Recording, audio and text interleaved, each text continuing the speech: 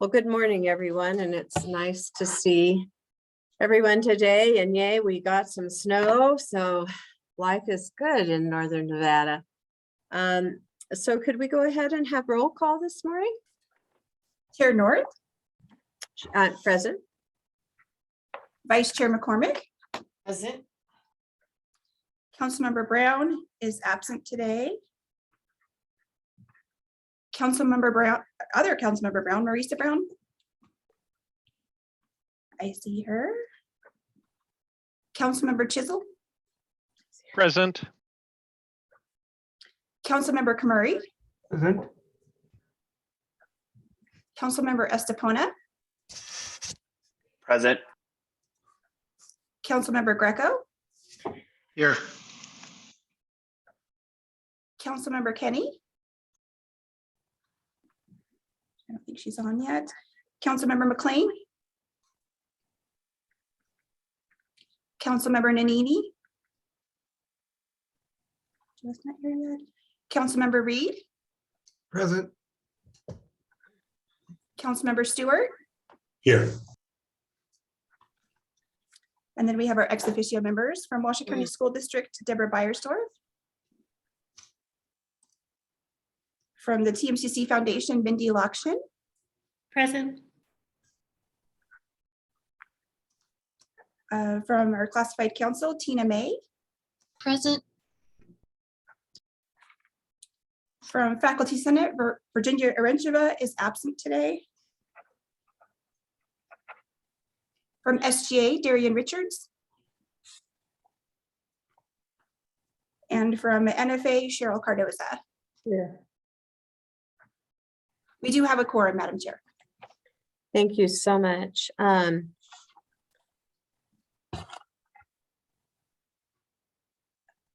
we supposed to do something with okay. Let me find, we have to do something regarding the public hearing, and I don't have my right, oh shoot, I don't have the right. Jay, I can read that. I think I have it. Would you mind? I appear to think not I have it my right. If I agenda. don't, if someone will correct me. So item number 2 on the agenda is public comment. Public comments will be taken during this agenda item. No action may be taken on a matter raised under this item until the matter is included on an agenda as an item on which action may be taken. Comments will be limited to 2 minutes per person. Persons making comment will be asked to begin by stating their name for the record and to spell their last name. The council chair may elect to allow additional public comment on a specific agenda item when that agenda item is being considered. Is there any public comment from anyone that is on the call? Hearing none, we'll go ahead, BJ, and you can take it away for the approval of minutes. Thank you so much, Nancy. I apologize. I must have printed off the wrong agenda items. Can I have an approval of the minutes? First of all, I hope everyone was able to read the minutes, and if there are any changes or additional comments, please bring them forward. If not, I will ask for an approval of the minutes of November 5th, 2021. This is Robert Chisel. I move for approval. Thank you, Robert. Good Nancy morning. McCormick, I second.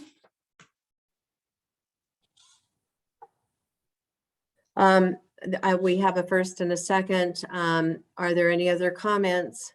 If there being none, I would ask for an approval of the minutes signify by saying yay or yes. Aye. Aye. Aye. Yes. Aye. Are there any, is there anyone that will not approve, does not approve of the minutes presented? There's being none, the minutes, approval of the minutes for November 5th, 2021 pass. Discussion and possible action to remove revised meeting schedule. Karen, do you want to comment on that? President Hilgerson? Yes, if I can find my document.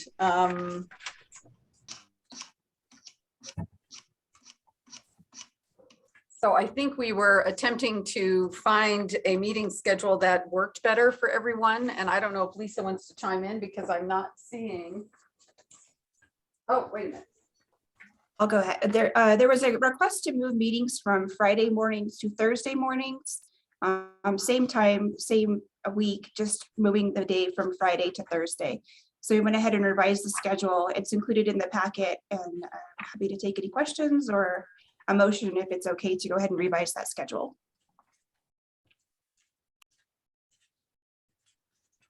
I found it. And so the schedule moves for 2022, May 12th, which I assume is a Thursday, August 11th, September 22nd, which would be a special meeting for strategic planning, and November 10th.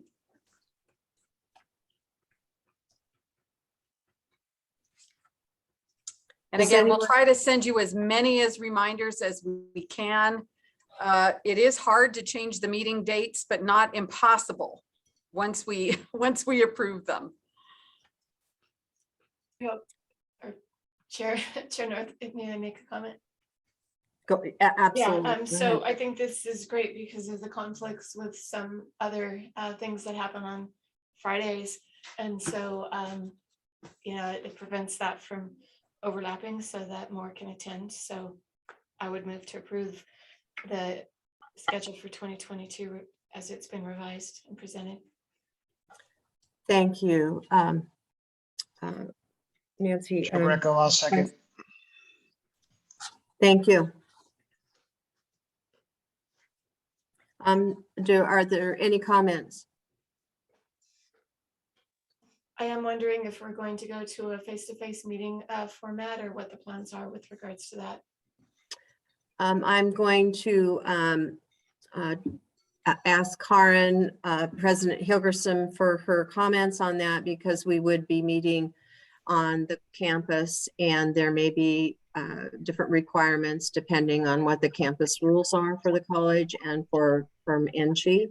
So President Hilgerson, could you comment on whether or not we would be able to meet face to face? So I think the answer is yes.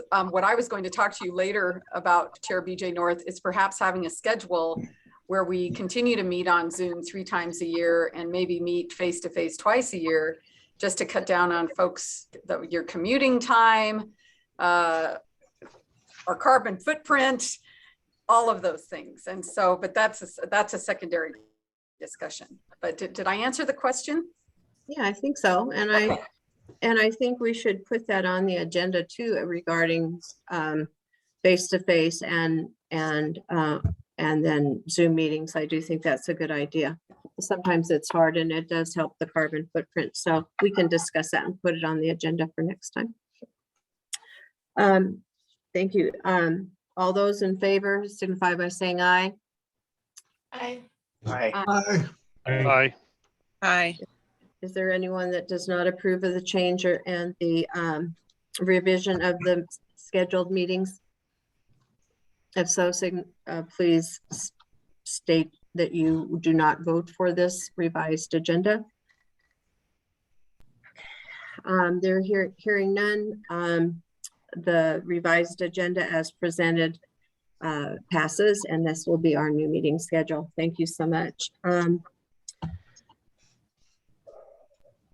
President Hilgerson, you are next on the agenda, and you get to do some fun things by introducing our new members. And I just want to personally give them a warm welcome and thank you so much for choosing to join the IAC and to help us do the great work and support the best college in the state of Nevada. So thank you, BJ. We have some wonderful new members today, and I think it is much more interesting and fun if they each spend a couple of minutes telling us a little bit about themselves and why they're excited to be on our TMCC IAC. And let's start with Milt Stewart. Good morning, everyone. My name is Milt Stewart. I'm the Chief Executive Officer for Nevada Works. Nevada Works is the local workforce development board for 13 counties in Northern Nevada. And we are tasked with convening workforce development partners and for things like this, where we're involved and engaged in with organizations like TMCC, so that we can help develop a strong workforce development system for Northern Nevada. Thank you, Milt. And Jennifer Kenny. Thank you, President Helgerson. So my name is Jennifer Kenny, and I am the Director of Learning and Development at Grand Sierra Resort and Casino, where I've been calling home for the last 4 years. And I'm a complete training and education nerd. So this fits completely within the scope of my extracurriculars and sits neatly within the scope of my profession as well. I've been extremely honored to have embarked on a few really key partnerships with TMCC in the last 8 to 10 months in response to our business needs, and then to become a better partner in the community. So thank you, everyone. Thank you. We're so glad you're here. And Edward, since you hadn't really, I think the last time we met, you weren't like totally official. And since we have some new people, would you like to reintroduce yourself? Hi, I'm Edward Estepona with the Estepona Group. I am the president and CEO of a local communications agency for 29 years. We have worked a fair amount of time in the workforce development arena, and we as an agency see that for our Northern Nevada to succeed, we must have a strong workforce, and so we support everything around that arena, and we'll continue to, and we are excited to be part of this group. And we're so excited. So I would also like to note that Vice Chancellor Krista Abba is in the Zoom room. Hello, Crystal. If I click to my second page, I might see Craig von Collenberg, who you'll meet in a few minutes. And I think what I'd like to do, even though this is always a little fun or difficult, depending on what mood you're in today, is if each council member could simply state their name and where they work and what they do, that would be really nice, since we now have a new slate of IAC members. And I will also like to announce that Eric Brown, our county manager, is also joining the IAC, but unfortunately he could not be here today. But that's an exciting addition as well to our IAC. So the way I like to do this is I'm going to, I'll say Marissa Brown, and if Marissa could start, and then Marissa, you tag the next council member. Okay. And where it gets dicey at the end is when we get near the end and we forget who we already introduced. So if a couple of us introduce ourselves twice, I guess that's okay. So Marissa, go ahead. Thank you very much. And hello, everyone. My name is Marissa Brown. I'm the Workforce and Clinical Services Director at the Nevada Hospital Association. And as it relates to this group, work very closely with all the hospitals in the state on workforce issues, and also work closely with the nursing schools, have partnered on some things with TMCC, and I'm very happy to be part of this group. Next, I'm going to tag Nancy McCormick. Thank you, Marissa. Nancy McCormick, Senior Vice President with EDON, responsible for retention, expansion, and workforce, have been a part of the IAC since it began.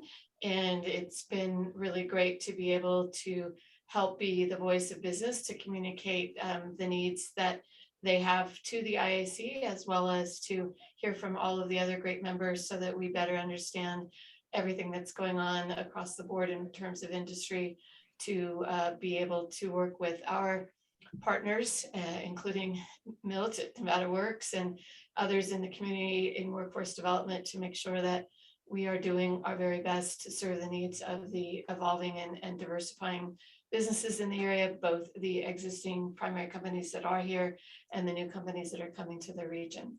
So with that, let's see, Mr. Chisholm, why don't you go ahead and introduce yourself? All right, I am Robert Chisholm. I'm currently president of Mazel Group. It's a consulting group. I recently retired from the RSCVA. My most recent stint as vice president of facility and operations there. And currently we do a lot of consulting work for the different properties and facilities and entertainment groups within the Reno area. And that's about it. I love the Truckee Meadows Community College. Always felt it was the best college in the country, not just the state. It does wonderful work for people getting people ready for the workforce and getting them up and improve themselves. And I just think they do such wonderful work. Love when I went to UNR, I took most of my classes at TMCC that I could, as opposed to UNR. No offense to anyone out there that's from the university. So let's see, I guess I will then hand off to Sesh. Thanks, Robert. Thanks, everyone. My name is Sesh Komuri. I'm a professor in electrical and biomedical engineering at UNR. Before I came to UNR, I was in Oklahoma and I was recruited to lead the Nevada Autonomous Systems Center, NASIC. And when I was at NASIC, I had the opportunity to interact with EDON, with the Northern Nevada Manufacturers Association, as well as TMCC and several manufacturers in this area. My interests are primarily in manufacturing and robotics, looking at lots of applications in Industry 4.0. One of the things that I really am keen on is how to bring back manufacturing to the United States, address the challenges both from a manufacturing standpoint as well as from a workforce development standpoint. And been on TMCC IAC for a couple of years now, a wonderful experience. I look forward to building partnerships with between UNR and TMCC as well as the local community. Thanks. And let's see, Joseph Greco. Thank you, Sesh. Appreciate it. I'm one of the newbies as well. This is my second meeting. I work for CalPoint Corporation. It's a recent transition. I was president of Coastal Geothermal before that. I'm involved in the energy industry.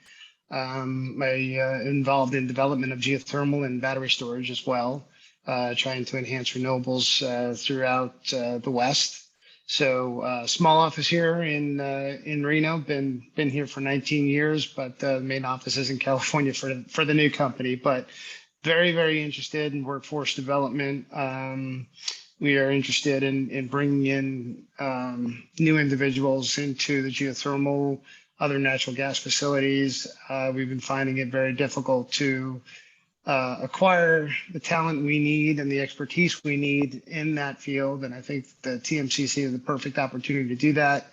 I've been involved and we hired in my former company, folks from TMCC who were trained. They were great candidates and they're definitely, as far as what we can do for the community, that is my goal, is to try to enhance workforce development in the technology space and energy space. So glad to be part of it. And I guess, Eric, if you're here, we'll let you go because I think you're still on the top of that list. So from an alphabetical perspective. Is Eric not here? Are you referring to Eric Brown? He could not. Yes. Oh, Ed, he could not be here today. Okay, How good. about Steve? Let's see. Yep, I'm off mute. Hi, I'm Steve Reed. I am the president and owner of Bender Group, or maybe you know it as Bender Warehouse Company. Even back in the day, a lot of the locals know it as Bender Moving and Storage, which is now defunct. So we are in the logistics and supply chain arena. The TMC Center for Applied Logistics, or otherwise known as CALM, is named after our co-founder, our company's co-founder, the late Frank Bender. And I am interested in, supporting this as far as workforce development in the logistics supply chain arena. Thank you so much, Steve. And also thank you, Joe. And I think now we have Joe Nanini. I'll help you tag. Oh, thank you. I forgot about the tag. So I'm Joe Nanini. I'm the Director of Clinical Experience and Assessment for the College of Education and Human Development at UNR. I've been on the council for a while now, and I have the honor of working on workforce development in the education sector throughout the state, both inside the classroom and outside the classroom in all of the various sort of fields that entails. And it's I'm thrilled to meet those of you that are new to the council, and welcome. Okay, and of course, there's our wonderful BJ North, Vice President at Plumas Bank. And is there anyone else who did on the council who's and I think the internal folks, I think you know all of us, but if did we miss anyone from business and industry? Okay, I've got 2 pages to scroll. I think I also noticed another wonderful guest, Regent Carol Del Carlo. I saw her name pop up, so welcome, Regent. And with that, I think we're ready for the next agenda item, BJ. And I think that's you. Well, it says update from the last IAC chairs meeting.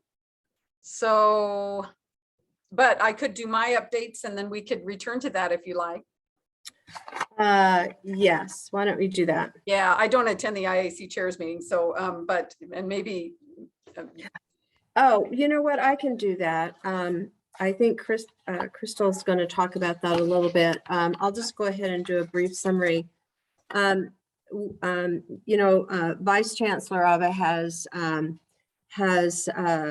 been holding meetings with the IAC chairs, and they've been very productive, which I was very happy to see. And one of the charges that when Vice Chancellor Ava took over was to really clarify the work of the IAC and what it does and what is our role. And ever since I have been a member of the organization, that's always been a little kind of unclear, undefined.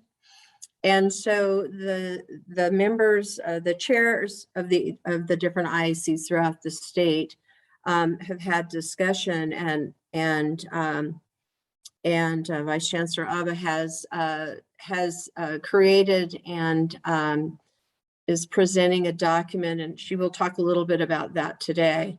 And of course, the presidents of the colleges have all been engaged in this as well. But the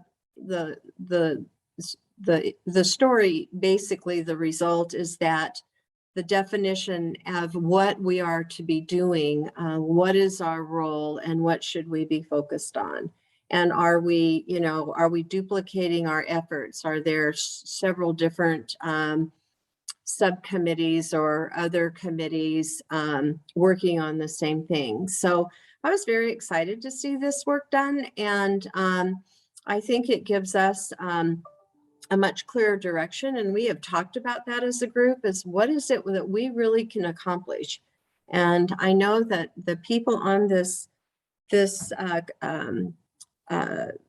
IAC are people that want to see results, and we're very results oriented. So I want to commend Vice Chancellor Ava and President Hilgersom and the other presidents and our other IAC members for the work that they have done on this. And so that's basically what we've been working on for the last couple of meetings. Well, the last since Vice Chancellor Ava has taken this role, and so anyway, you'll hear more on that later. So hopefully that. Does anyone have any questions?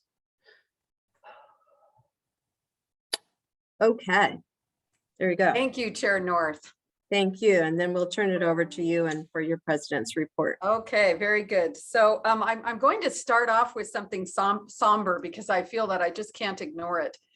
And that is, I just want you all to know that my heart, and I think the hearts of many of us at TMCC, go out to the people who are now living in the Ukraine, who are being aggressively attacked by Russia. It's just such a horrifying and sad situation. And it's a bit shocking. It's a bit shocking. So again, we will be doing some communication today, internal to campus, to see if there's anything we can do to help and support not just the people in Ukraine, but the many family members and friends of people who live in the Ukraine, who not only live in the Reno-Sparks area, but work at TMCC or attend here at TMCC. Again, our hearts go out to those who are now suffering these aggressive attacks. Now, moving on to more positive things. Spring semester opening, you know, it's gone extremely well. And I will say that one of the things that is quite different for me is it feels really normal. The parking lots are getting full again. Students are bustling about. The mask mandate is lifted, and what you see on our campus is you see many people continuing to wear masks and some people not wearing masks. One of the things I've noticed though, because I used to have to go around in the hallways, and even if a person was sitting alone in a hallway with no one around, if they didn't have a mask, I would politely say, please put your mask back on. And I'm happy to report that whenever I did that, TMCC students politely obliged. Literally, they're so respectful here. Well, now I don't say that anymore. I can't, it's not mandated.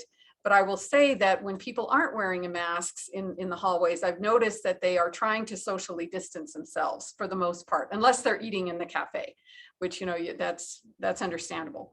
So when I say it feels normal, I really mean it's returning to this, not a new normal, but a pre-pandemic normal, which really in many ways makes me very, very happy. I wish the infection rates were down a little further because of the lack of a mask mandate. But I will also say that it's nice to have the energy come back slowly but surely of what feels like a vibrant college community. And so it's been a very good opening for the most part. Enrollments are down, but at this point, it looks like they're down 3% full-time equivalent, which is actually pretty good, I believe, considering other parts in the country where enrollment at two-year colleges is declined in the double digits. So we feel pretty good about that. And I anticipate a return in the fall where we are back to hopefully also to pre-pandemic enrollment levels. So stay tuned, stay tuned. I'm very thankful to student services staff, to faculty, to classified staff for all their work and effort to make spring semester a really good place for many of us. All right, so budget planning. So NSHE met with all the institutions, the NSHE institutions in early January, and this happens every other year. And they asked the college to provide updates and to also kind of lay out their hopes for the budget, legislative requests, and ideally funding for the next biennium. So that happened in early January. And now NSHE is taking all that information from the individual institutions and will present that in kind of a synthesis at next week's NSHE board meeting. And so that will be, I think, a very good presentation, and it will really outline some of the challenges that all NSHE institutions have as a result of pandemic-related reductions in our budgets. The other update I have that is related to this is the work of the AB 450 committee.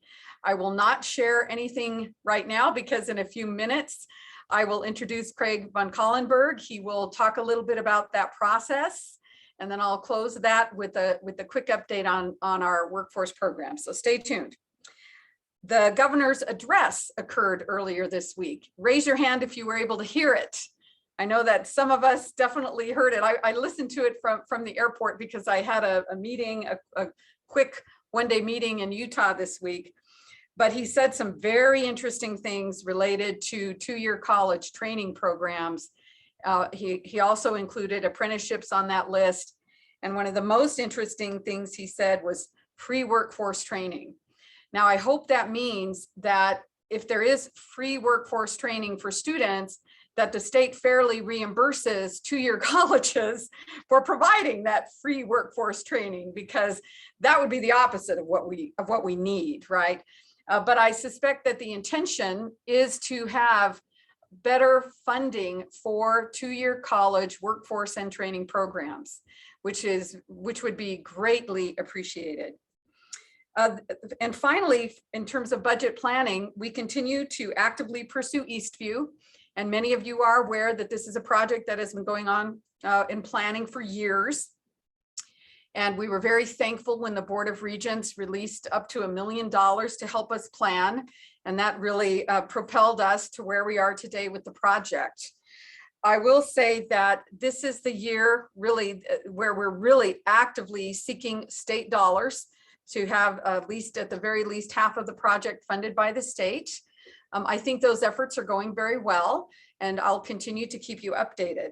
One of the fun things about this effort was that President Sandoval and I agreed to work on a joint letter that we have crafted and we have forwarded, and we both signed it.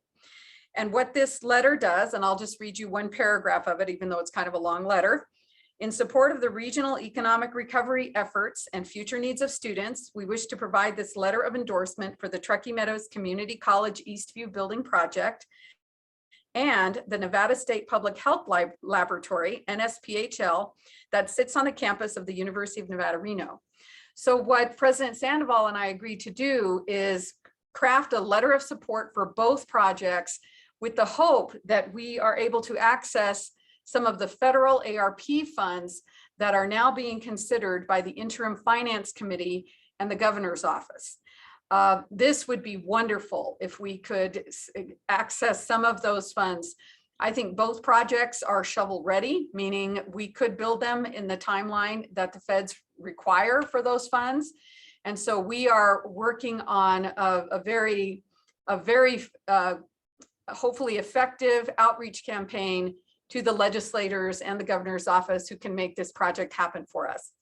And I'll add by saying in December, we requested of the NC Board of Regents I'm going to just simplify it using my own terminology, a pre-bond approval, which means that once we get all the other pieces together, we would go back to the Board of Regents and then request the final bonding approval for the remainder of the funds that we could not access from other sources.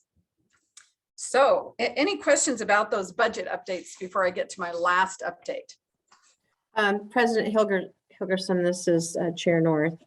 What is the dollar figure that you're looking to raise for the Eastview project? And I think for future, as the project gets going, I would like to see how the members of IAC could possibly be engaged to help with that.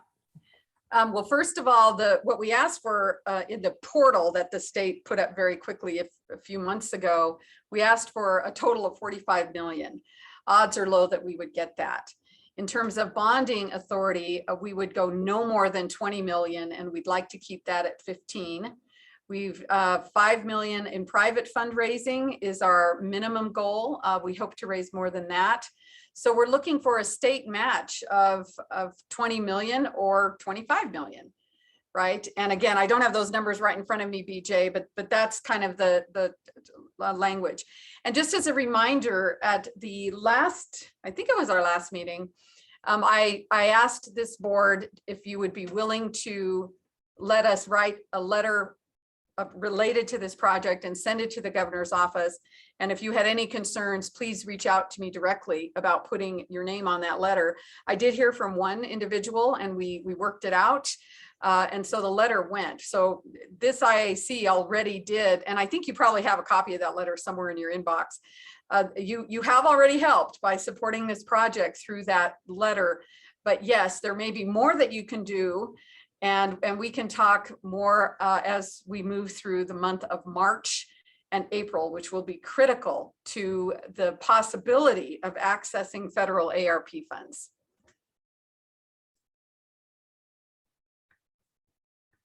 BJ, I think you're muted. It's funny, I don't see your mute sign, but. Would there be, when you have a moment, or I think probably Gretchen might have this, but just to send out some key talking points to the members of the IAC so that we have a little bit better understanding, number one, of Eastview, the entirety of the project, but also since you have done a partnership with UNR, it would also be helpful to just kind of have some idea of what that partnership, you know, how that looks, so that when we're speaking, we're being all inclusive, but also having the critical talking points that that the community needs to hear, and also if we're talking to any officials that we would be in line with what you're talking about. Yeah, we can certainly do that. That's a great idea. And we Okay. might send you a packet of materials related to That's fine. Eastview, including an animation that we recently did. One of the things that I think is important to remember with the project is we focus on integration and innovation. Those are the two I's, integration and innovation. And the integration piece is acknowledging that many of our students, especially at the Dandini campus, they are majoring in engineering much more than ever before. And we also have engineering integrated with coding, and believe it or not, in the new theater, there is a space for construction of stage sets. And I think the idea is that engineering students can assist with some of those projects with some of our construction students and our theater tech students. And again, that idea that everything is becoming interdisciplinary in our world, that these programmatic silos don't necessarily work today. And so when you think about integration and innovation and how it relates to this project, that's really one of the key talking points. And I think I can send you some additional information, and maybe we want to do another presentation at IAC as well, just so that I can kind of explain how that continues to morph a bit. But I think we're in a really good place with the project at this point. And it was wonderful to have work with President Sandoval in partnership, really supporting one another for both of these important projects. Okay, last update. So I'm hoping to get us done by 11. Can you tell? I hope I'm not talking too fast, but I know several of you have things going on too. So I'd like to update you on Nevada Promise, which is a wonderful program that was started in the legislature. I don't know, was it 3 years ago now? 3 or 4 years. We currently have 427 active Nevada Promise scholars and 198 mentors. We have 1,818 seniors in high school in the pipeline who could become Nevada Promise scholarship recipients. But realistically, we estimate getting 400 of those, because there are some things that the Nevada Promise scholars have to do in order to qualify for Nevada Promise funding. And some of the students just don't want to do service, for example, and that is one of the requirements to be a Nevada Promise scholar, along with meeting with the mentor. We have 88 new mentors signed up, and we could benefit from having even more mentors, because the more mentors we have, the fewer students we request each mentor to work with. And it's nice I work with approximately 3 mentors a semester, which is just about what I can handle with my schedule. It does not take a lot of time. So if any of you are willing to take on a mentor, a mentee, even one, please, you will let Chris Jones know. And Lisa, maybe we could put his contact number in the chat. He could not be here today, but it's Chris Jones. He's a relatively new leader in our Nevada Promise arena for TMCC. And we will put the email in the chat and his phone number, which is 673-8205. His office is located in the Red Mountain Building on the 3rd floor, room 315. Being a mentee is not a huge commitment unless you decide you want it to be a huge commitment. I know some mentors want to take quite a bit of time with their students. I probably spend about 90 minutes a year with my students, just in a couple of meetings with them. And it's been a little harder during COVID. Normally pre-COVID, it's fun to I'd like to take my mentee out to lunch, but during COVID, I haven't been doing that. But the point is, the mentor commitment is actually, it's not terribly difficult, and it's actually very, very fun. And some of you I know are already mentors, And if you'd like to talk just a little bit about your experience as a mentor, now's the time if you'd like to do that. Chair North, Nancy McCormick, if I might add to that, I've had 2 mentees, currently have an active mentee who is in the supply chain management program. The great news about him is that he's planning to complete a full 4-year degree within that program.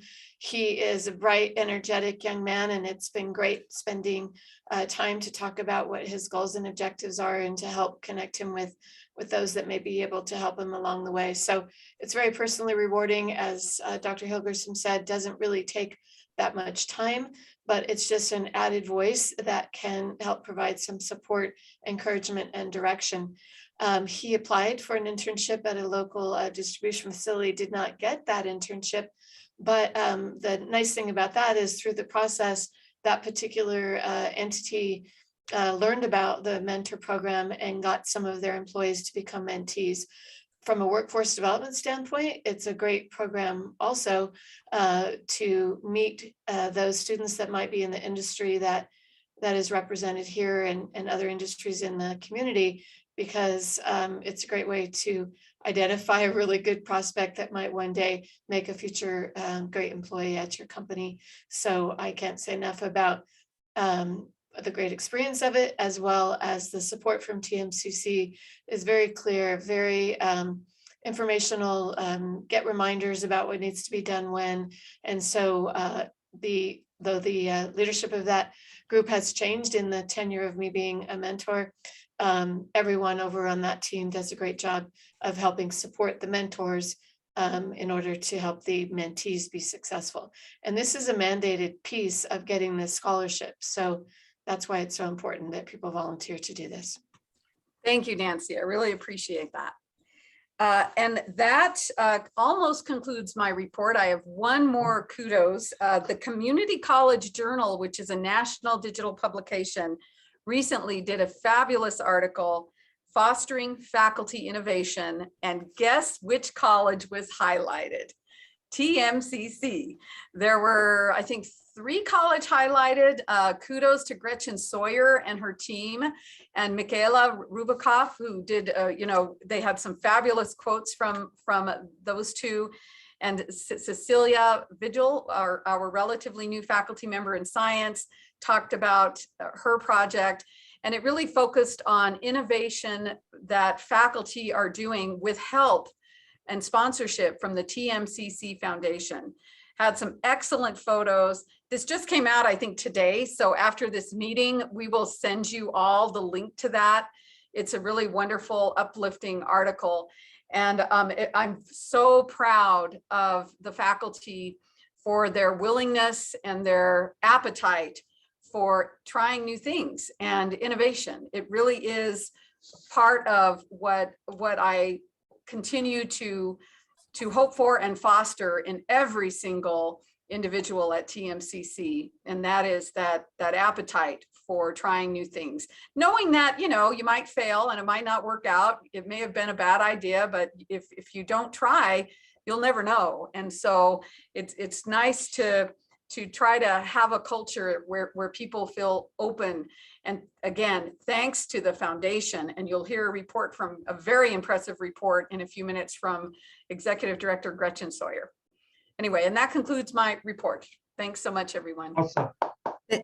Thank you, President Hilgerson, and congratulations on that recognition. So well deserved. That the faculty and team and students up at TMCC are second to none. They're just gems in our community, and that is well deserved. And would you mind sending out a link so that we could all read the article and then share that with people that we know in the community? I love to have did you knows about TMCC, and that's just one more did you know that we can talk about when we're out talking with our peers, or talking about education and talking to students. So absolutely, that would be fabulous. And the other thing on the mentoring, if any of you, all of the members, here today, and maybe we could also send out a reminder to everyone about the program.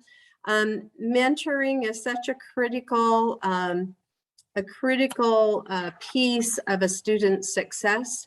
And having mentored many students throughout my career in young folks in their beginning of their careers, it's so important, and it makes such a difference in them getting promotions, getting jobs, doing well in school. So if you do have that extra time, please really think about how much of an impact you can have for a very short amount of time on students that are going to be the leaders of our community. So thank you so much, President Hilgerson, for all that you've done and your team. Now we're going to hear from Vice Chancellor Krista Abba, and she's Vice Chancellor of Community Colleges, and she is going to share with us what's going on in her world. Krista? Good morning, everyone. I'm Crystal Abba, the Vice Chancellor for Academic and Student Affairs and Community Colleges. Thank you for having me here today. I wanted to touch on 4 items. The SB 128 study, co-rec compliance, and where TMCC is in particular on that, because there's a lot to celebrate. Also, the IAC proposal that I've been working on that Chair North referenced earlier. And then finally, the issue of community college, free community college being expanded, as was mentioned in the governor's address on the 23rd. So I will start with the IAC proposal. At your last meeting, I reported, and BJ kind of already touched on this, which was essentially the desire on the part of the IAC chairs and me being new to this role in terms of supporting the community colleges specifically and figuring out a way to essentially revise the provisions of board policy that govern how the IACs are intended to operate.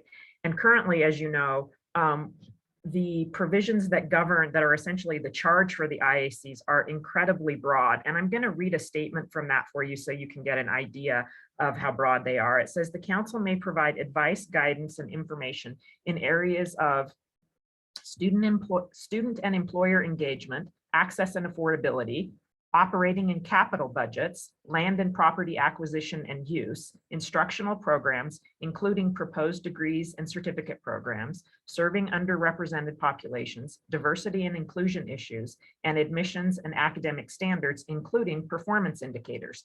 In addition, there's a provision in there that says that the IAC will assist in facilitating assessment of employment, training, and educational needs of students. Now, as you can see from that, it sort of feels like there's everything in there. That's an incredibly broad charge. And I think to some extent, many of the IACs have struggled with figuring out the best way that they can support their presidents. And the desire of the IAC chairs in my conversations with them was really, there's no doubt that every IAC, that membership is typically made up of community doers, people who really want to be visible in terms of supporting the institution. So the way the proposal, the new proposal has been crafted is really to put the president in the driver's seat of utilizing that group of community members in a way that best suits the individual institution, which may mean that the use that TMCC's president, President Hilgerson, how she uses her IAC may be different than GBC, obviously, because they serve very different communities. So in that, the way this is being crafted is that the president of each community college will be able to establish that IAC in the manner that they see best, with the intent of those individuals providing advice, and assisting in community relations, assisting in institutional development, and providing basically what the president says to them they need most at that particular moment in time. In other words, we want you to come down to the legislature and support our budget requests. We would like you out in the community supporting these various programs. I noticed that on your agenda item number 9, you're talking about the AB 450 committee and specifically the role of the IAC in workforce development. Well, the reason I read that current provision is you'll notice in the current provision, there is no authorization for you to address workforce development specifically. However, your president under these new provisions will be able to craft this in a manner that suits supporting her institution. So agenda item number 9 is really a precursor to the way the president is going to be able to utilize that IAC. But the key to all of that, and what I want to stress the most, is this is about flipping the dialogue, so that rather than the IAC members advising the president and saying, well, we think you should be doing this, it's the president saying to the IAC members, this is where I need your help, and being very specific with that. So it will require, and that's because this has been such a high profile matter going back to the 2013 session and the creation of what then Chancellor Clates referred to as the system within the system. It is important that the Board of Regents have a role in this. So how the president decides that this group will move forward, there will be a written proposal by the institution that would then be considered by the Board of Regents. But essentially, it really does, again, put the president in the driver's seat. In addition to that, because there was a perception among legislators and others that part of the role of the institutional advisory councils were to essentially do what workforce advisory boards that are in place for accreditation purposes and other manners of supporting individual programs, there was a perception that that's what the IAC did. Well, it's not. And so what we've essentially done is, in addition to recrafting the provisions that govern the IACs, when that goes forward to the board, it will be coupled with a workforce advisory board provision that basically codifies what is happening now, so that we're clarifying the perception for the board and for the community that we do have individuals within the community that have expertise and can help make sure that program curriculum and that students that are graduating from specific programs have the expertise they need to be successful when they are out in the workforce. So those two will be coupled together. And in terms of the timeline, it will be presented to the Board of Regents at their June meeting. I have requested that all of the IAC chairs draft a letter of support, as they have all played a significant role in the development of this policy. So we've sent them kind of key points to highlight on that, and they'll be providing that letter no later than April 22nd. And BJ has been very supportive in that manner and making sure that we hit all the high notes that we need to hit, so that the board is aware that the IAC chairs are fully supportive of this. So with that, I will move on to the next topic, which is the SB 128 study, which I believe I mentioned at a prior meeting. As many of you are aware, the legislature passed legislation in the last session that essentially required the Treasurer's Office to do a full study of the 3 state-supported financial aid programs. So that's the Governor Gwynn Millennium Scholarship, the Silver State Opportunity Grant, and the Nevada Promise Program. Unfortunately, that program, or that study, has gotten off to a bit of a late start. In the legislation, it's required that the report and the recommendations be completed by April 1st. And as you know, we are bucking up against March now.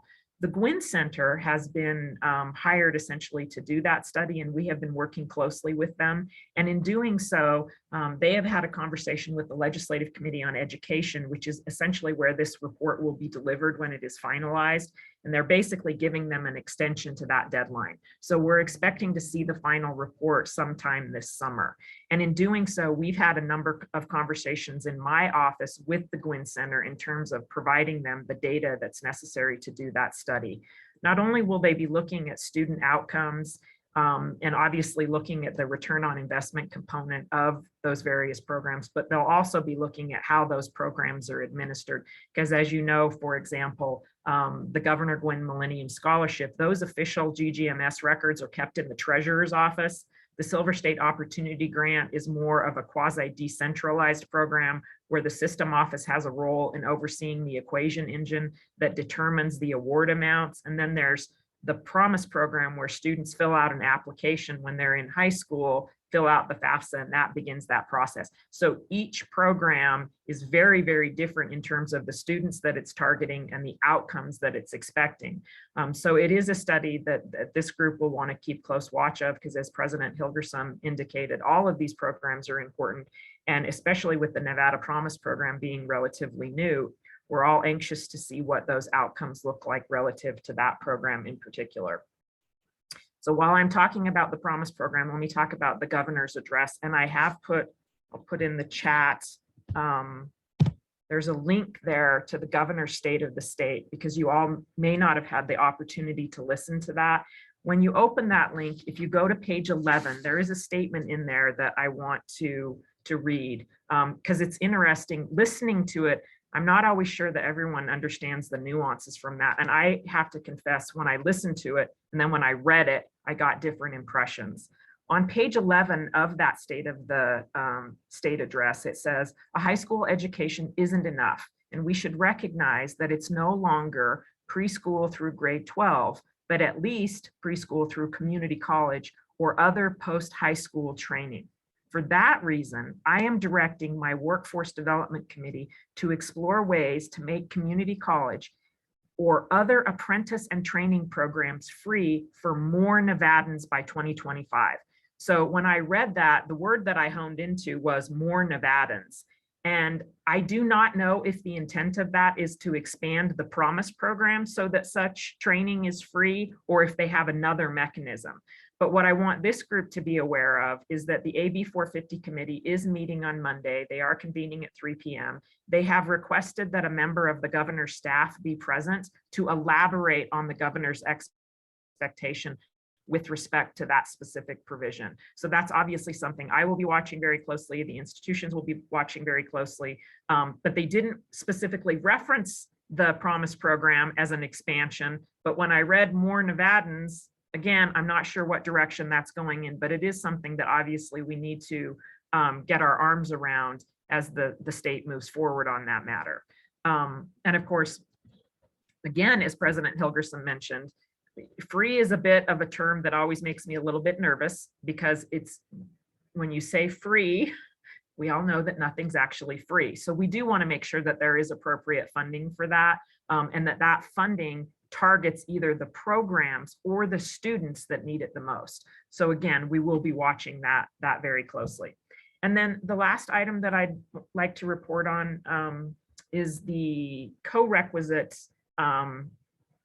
implementation. So as you all know, the institutions have all the community colleges have fully implemented co-rec. And I recently pulled some data, and I am incredibly happy to report that not only TMCC, but all of the community colleges were in full compliance in terms of there were no independent remedial courses offered. Everything was either coupled together or a student was in the individual college level course. So that's actually very good news, making sure that the data reflects what we've been telling the board and what we've been telling the community in terms of achieving full implementation. So now I have the data basically that confirms that. So that always makes me happy. So with that, Madam Chair, that concludes my report. I would be happy to answer any questions that you or others of the council may have. Thank you, Vice Chancellor. Does anyone have any questions for Vice Chancellor Abba?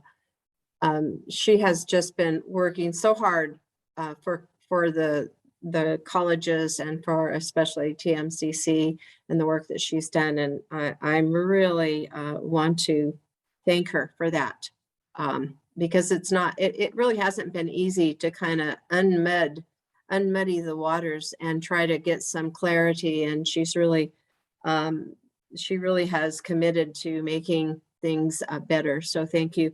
I do have one, just a comment, I guess, and I don't know who is going to be involved in the workforce meeting or visiting with the governor as this continues to move forward. But what makes me a little bit nervous is when he starts talking about K through 12, not enough, the college, quote unquote, programs.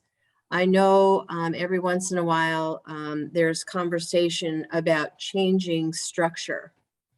And I have grave concerns about that. And so I'm hoping that someone is really going to be a voice for the community college as an institution and not an extension of. I think that's very important on numerous reasons, but that is just something that I am concerned about. If I may comment, Chair North, number one, I couldn't agree more. And I know that the Board of Regents concurs with that concern as well, which is exactly how we ended up with the AB 450 study to begin with. and I can dig this up and send it to the president, who can then disseminate it to you. But AB 450 is modeled after legislation, and the language is pretty much identical that occurred in 2000, and I think it was 2013. And in that study, they brought in a gentleman from, and his name was Dr. Ames McGinnis. And Ames McGinnis essentially was asked to look at the Nevada structure and where community colleges are embedded within the higher ed system, and kind of comment based on his research and his awareness of what's going around the country in terms of, does that model work?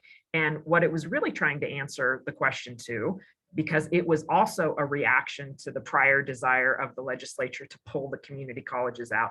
And you'll recall at that time, it was pulling them out, and they wanted to put that, there was a bill to put the community colleges inside of NDE, which that makes the hair on the back of my neck stand up on several levels. What Dr. McGinnis said, and his presentation is inside of that bulletin. And again, I will pull it and point out the page. I'll try to do that during the meeting and put it in the chat. When you look at his presentation, he says very, very specifically that our system is the envy of the country, because when you have a system that's all together with the multiple layers, it supports students in particular in matters like transfer and articulation, and there are communication mechanisms that then become the envy of other systems across the country. And so his strong recommendation was leave it intact. I know that the chancellor is aware of that study, and they are trying to get Dr. McGinnis to come back and basically do a repeat. But it is interesting to look at that study and see how strongly he came forward in saying that you do have a system in terms of its structure that makes perfect sense for community colleges now being within a system that includes the universities and the state college. BJ, may I? Oh, sorry, Chair North, can I add to that a little bit? Absolutely, President. So I agree that with you, BJ North, and Vice Chancellor Abba, that linking the two-year colleges with K-12 would be a huge mistake. But I am compelled to add that the funding model is not the same and it's not as beneficial as in other states where I've happened to work. And so I do appreciate that the governor, I think, is really trying to get to the bottom of a continued lack of funding targeting some very expensive workforce programs. And what happens now, and I think it's probably happening for every two-year college in the state of Nevada, but I can only speak for TMCC, is that many of those programs are subsidized by larger courses in the liberal arts. And that is, you know, I'm not sure that's always appropriate, right? And so hopefully there will be a good, productive outcome related to this new emphasis, especially as it relates to the two-year college funding in the state of Nevada. And anyway, so I definitely had to throw that in. Thank you. Thank you, Dr. Harrelson, and Vice Chancellor Abba. It would be, I would enjoy being able to look at that that report, and I would appreciate if you would send it out to the members of our IAC. I think it's, again, this is information when we're talking to other folks that we can talk about, because you know, we get in many different conversations. So the more educated we are, the better. And you know, the good news is the governor is paying attention. He has made this an important initiative, and hopefully he will allocate funds appropriately to help the students. And again, the word free is very concerning to me. What does that look like? So we do need to make sure our voices are heard as to how making access affordable and open to as many students as possible, how that's going to look. So anyway, it's something to keep an eye on. Thank you. Does anyone else have any questions for the Vice Chancellor? I added that link to the chat. It's numbered page 3. There are several links on that page, but there's the presentation and then there's a document. Read it at will because it includes everything that I just summarized. Thank you so much. You're so quick. Uh, Anyone have any questions for Vice Chancellor? She's a wealth of knowledge, almost like an encyclopedia. How you whip that out is amazing to me.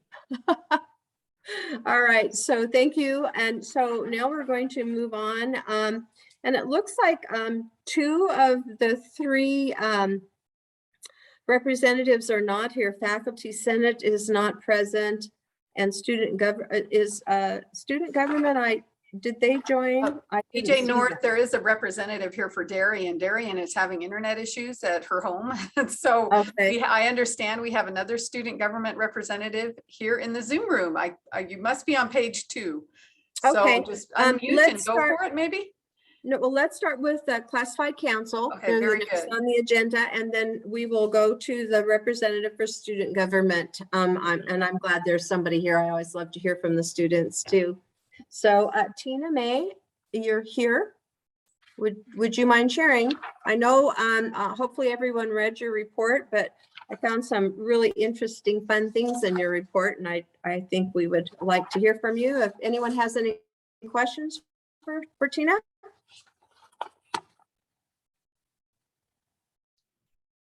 Right. Well, one of the things that I saw in classified council report that deserves a great big huge congratulations is the $1,600 that they raised towards classified council on their turkey raffle and celebrating the college 50 years of wonderfulness at TMCC.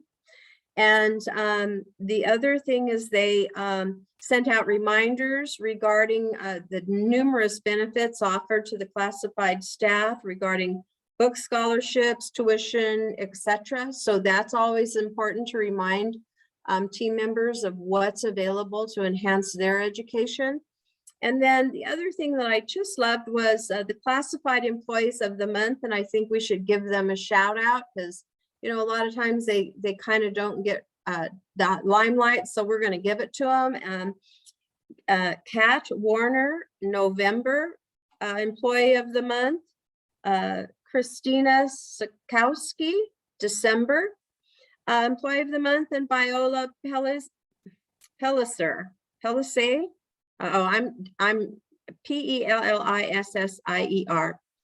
And she was January employee of the month. And I think, you know, those folks come to work every day. They do all the things that they're asked to do, and they're kind of the little sleeping giants of an organization that make everything happen. So we want to make sure that we recognize them. And President Hilgerson, please give them our great thanks and congratulations for their work, if you would, please. Those are very important.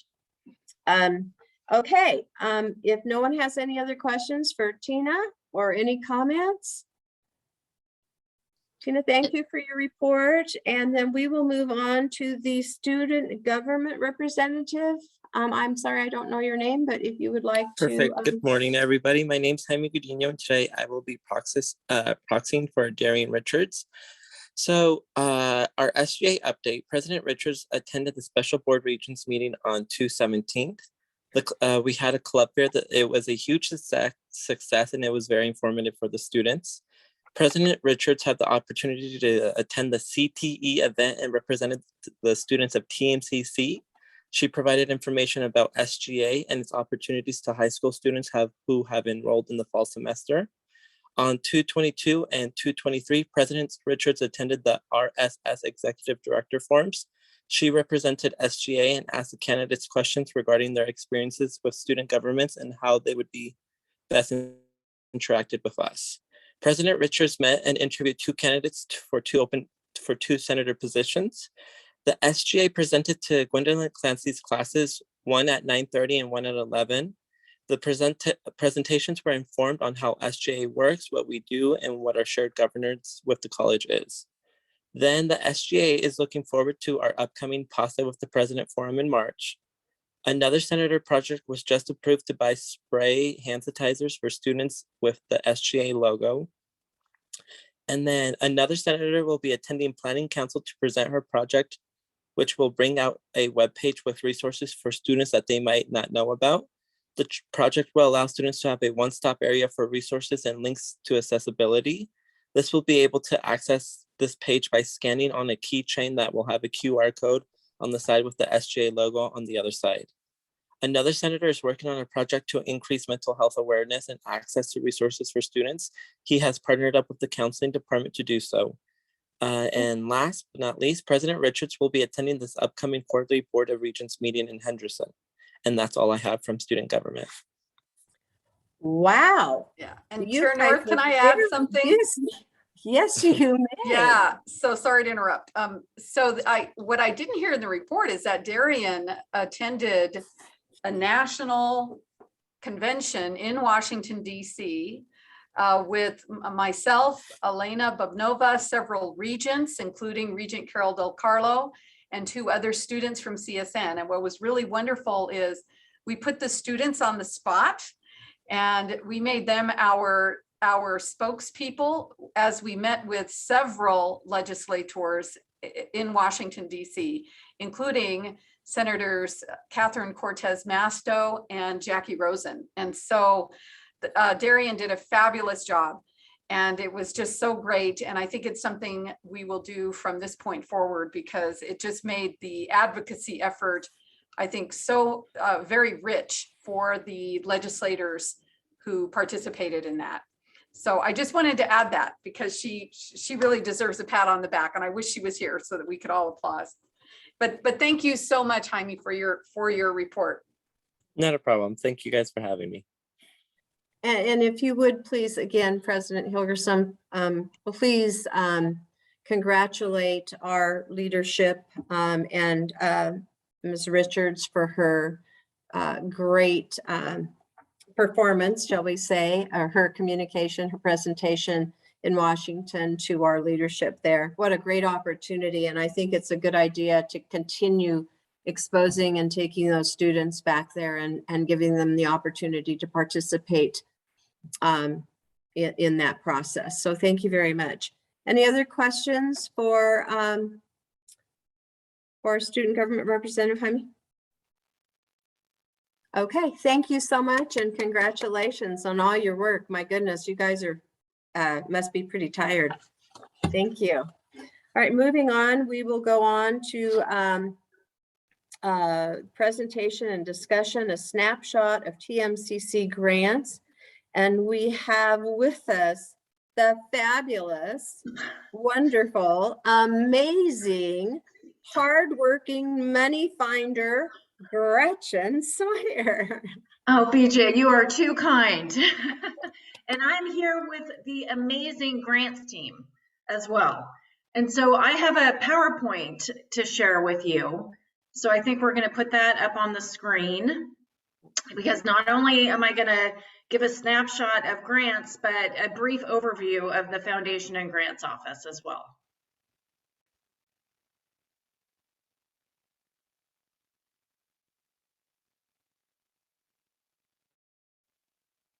Wonderful. Okay, so good morning, everyone. Thank you for giving me this opportunity to give you an update on the Foundation and Grants Office. So if we go to the next slide, this is a lot of words. So I just want to give you a brief overview of the mission of the Foundation and Grants Office, which in sum, we provide strategic support for the college. We develop relationships and raise funds in line with the college's strategic master plan for scholarships, capital, and programs. The Grants Office supports external funding from private, state, and federal sources. The office is the central point of coordination and is responsible for ensuring compliance with federal, state, and institution requirements and policies. So as you can see, we do a lot. The next slide. And all of this work is because of an amazing team. We're a small and mighty team, and we have 7 full-time staff members and a student worker. Our grants team includes 3 of the staff, and they are joining us today. So we have Ashlyn Harold, our grants manager, Laura Vargas, our pre-proposal specialist, and Karen McKenna, our grants coordinator. They do an excellent job writing and managing grants for the college. In addition, the Foundation and Grants Office includes our Associate Director of Development, Stephanie Sellers, who joined us in October, and she's leading our Corporate Partners 1971 Society and Major Gift efforts. Becky Jostin is our Scholarship Manager, and she manages and distributes the Foundation's scholarships. Christina Sokowski, who you just heard her name because she was a classified of the month in December, she is our executive assistant, and Sarah Ann Ness is our student worker. Next slide, please. So the Foundation is a 501c3 not-for-profit organization that is governed by a board of directors comprised currently of 11 members. The board pictures here are the executive team, and you will see a familiar face. I'm delighted that Dr. Mindy Lockshin is our Foundation board chair and also a member of the IAC. Next slide. Turning now to a few recent highlights that are possible thanks to the extreme generosity of donors in our community. We just completed a renovation in the Red Mountain building that includes 2 new chemistry labs and the renovation of 2 existing labs. This came about because we had a lot of enrollment growth in chemistry, which are prereqs for a lot of the allied health programs, which prompted the need for the 2 new labs. The 2 renovated labs were in desperate need of a redo since they hadn't been upgraded since they were constructed in 1976. This was thanks to a very generous grant of $1.1 million from the William N. Pennington Foundation. Another project that is underway is the expansion of the William M. Pennington Health Science Center. And last year we raised $4 million from the community. And this project will provide additional classrooms, an expanded nursing lab, and additional office space that's allowing for the growth of the nursing program from the current cohort of 40 students to a cohort of 56 each semester. In addition, it's going to allow space for the growth of radiologic technology. We're looking at a new bachelor's, the growth of surgical technology, and the huge growth of EMT and paramedic programs housed at the center. It is also going to allow for the exploration of new programs that we'd like to place at the Health Science Center. We'll be hearing news next month about our $2 million federal appropriation request for this project that will allow us to include a 3rd classroom. So all these projects are instrumental and help the college to fulfill the needs of our students and to meet the growing healthcare needs in our community. Next slide. Scholarships. So scholarships are vital for our students, and raising funds for them is a top priority for the college and for the foundation. Over the past 5 years, we have diligently worked to increase the amount that we have awarded in scholarships by 51%. In the last academic year, we awarded nearly $1 million to 709 students with an average award of $1,450. The need continues since we award to just 40% of the students who apply for a scholarship. Next slide. I'm pleased to focus now on another very vital area of the foundation, which is grants. And these are a few of the private foundation grants that I'd like to highlight. These are some of our private foundation funders who are continual funders that help us considerably. The William N. Pennington Foundation, I can't say enough about their generous support and just the transformative impact they've had on the college and our students. As you've heard, they have funded many renovation projects, and they provide scholarship for students in our dental hygiene, nursing, veterinary nursing, and CTE programs. The Nell J. Redfield Foundation is very supportive of our performing arts program, as well as the William N. Pennington Health Science Center on the Redfield campus, and also our Summer Bridge program. The Robert Z. Hawkins Foundation is supportive of our Health Science Center as well, and they provide continual support for equipment. Some of you may know that the Child Care Center on the TMCC main campus is named for E.L. Cord. It's the E.L. Cord Child Care Center, and they continually support the college as well, including the recent Health Science Center expansion. We've had some new funders, which is so exciting for us. The Windsong Trust, who we talked with you about a little bit last year, they support K-12 initiatives in dual credit, and they provided a $250,000 grant last year, and we are working on a proposal for continued funding this year. So we're really excited about that because dual credit is something where we really need funding. Also, the Doyle Foundation, they provided a first-time grant of $100,000 to us for the Health Science Center expansion. Next slide, please.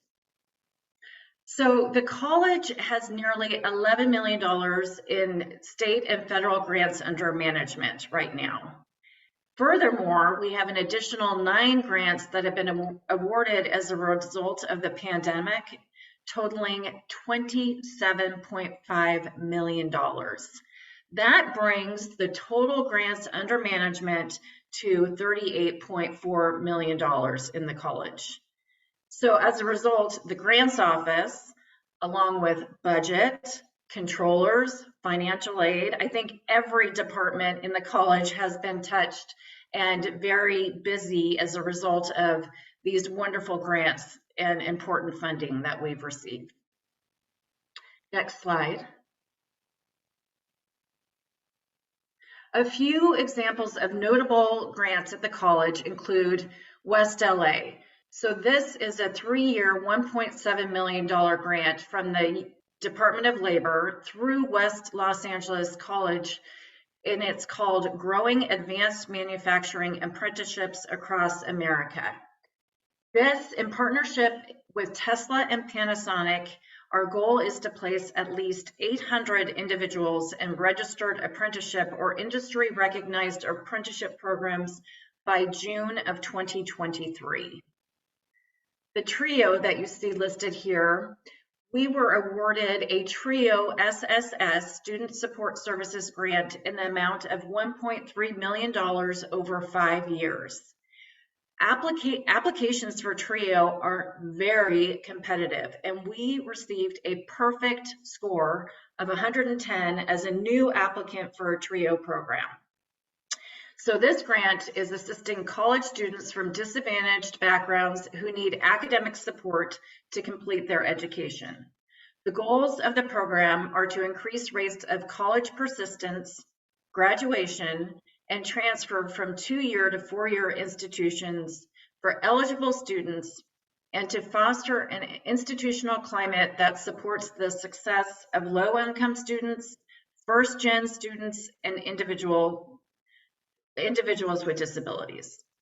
The program is serving 140 students each year.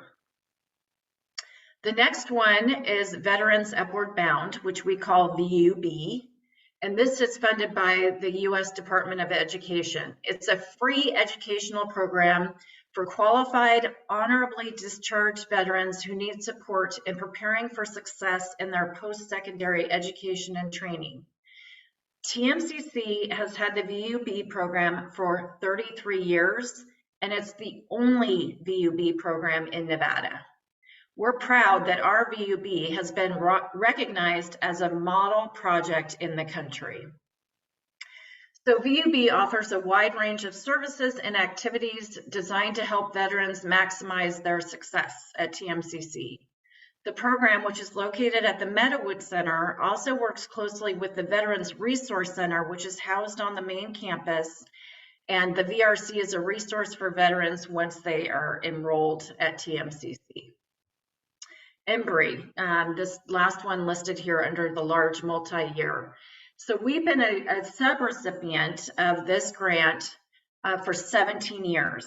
The UNR is the prime on it, and it is a grant through the National Institute of Health, NIH. And our current grant goes through 2026. The grant aims to increase the number of low-income, first-gen, and underrepresented minority undergraduates successfully working toward biomedical careers. So activities at TMCC include engagement with Success First Summer Bridge students in math application skills and hands-on molecular lab experience.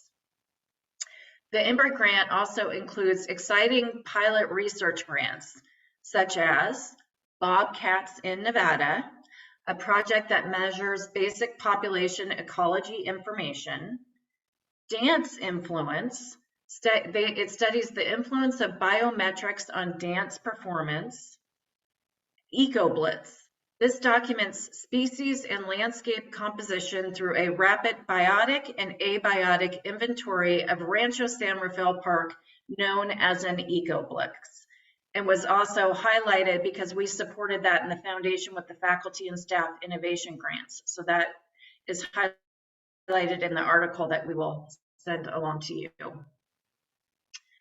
So a couple annual awards that are important to highlight here. The first is the Carl D. Perkins grant that supports career and tech education programs and students. We have at the college over 135 individual career and tech education certificates and degrees that are eligible for Perkins support. In addition to providing supplies, equipment, and professional development for faculty, the Perkins grant supports students in CTE programs through the Counseling Center's Educational Partnership Program, as well as the CTE dual credit and articulated college credit initiatives.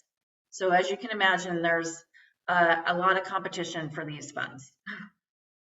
The other annual grant, which is important to highlight, is the Adult Basic Education Grant that serves the needs of adults in Washoe County so they may become literate and obtain the knowledge and skills necessary for employment and economic self-sufficiency as expected by the Workforce Innovation and Opportunity Act.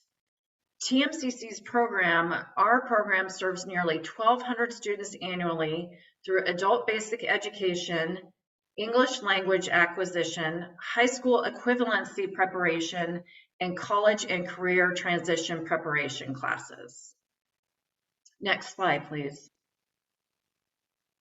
So as I mentioned earlier, we've received $27.5 million in CARES funding, and CARES stands for the Coronavirus Aid, Relief, and Recovery Economic Security, which is funding that resulted from the pandemic. This is 9 awards that we've received, and of the $27.5 million, 10.2 million of that was awarded for emergency aid that we have distributed to more than 6,000 students.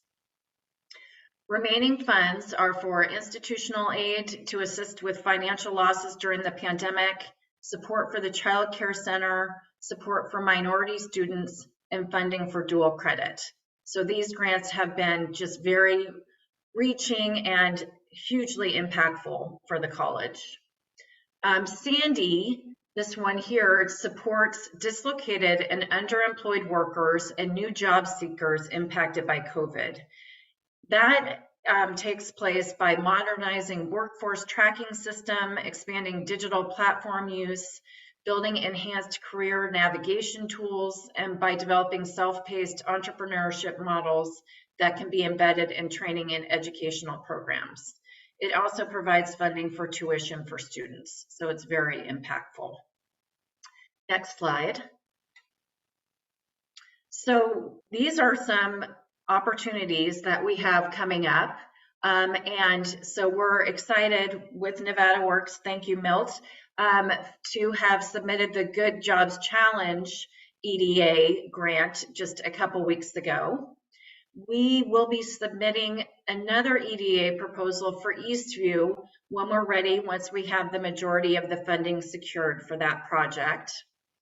We're also in the planning stages for the HSI Hispanic Serving Institution grants that we're going to be able to apply for next year, and we're looking at student services initiatives.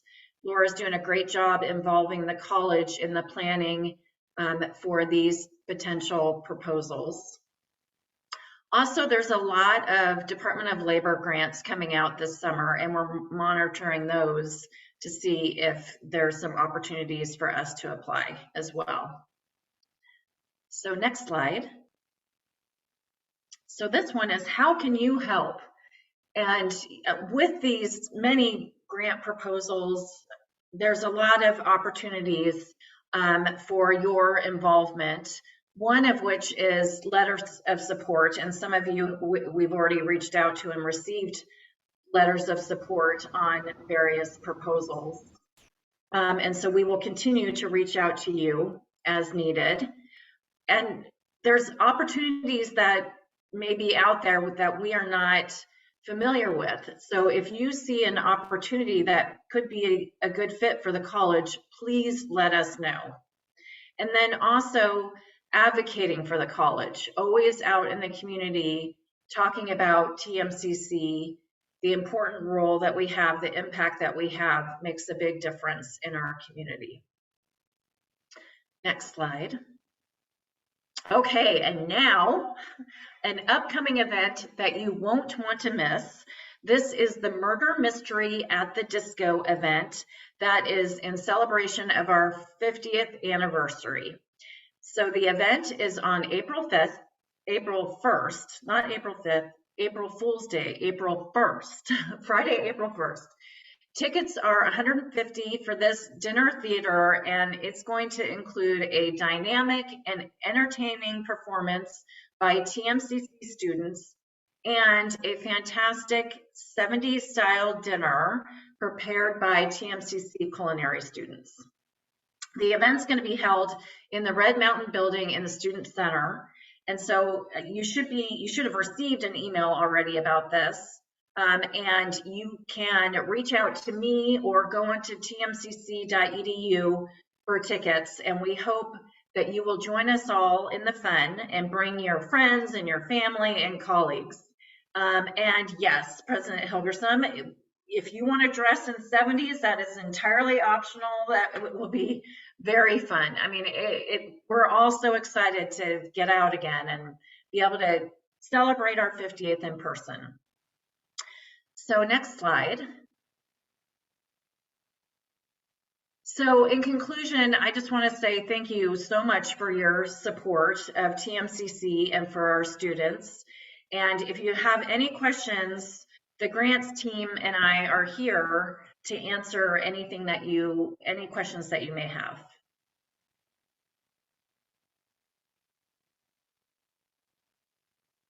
Thank you, Gretchen. You and your team have done an amazing job. And, you know, every dollar that you raise is so important because it helps subsidize the budget and really move the college forward in ways that the college would not be able to do. So I just can't thank you enough.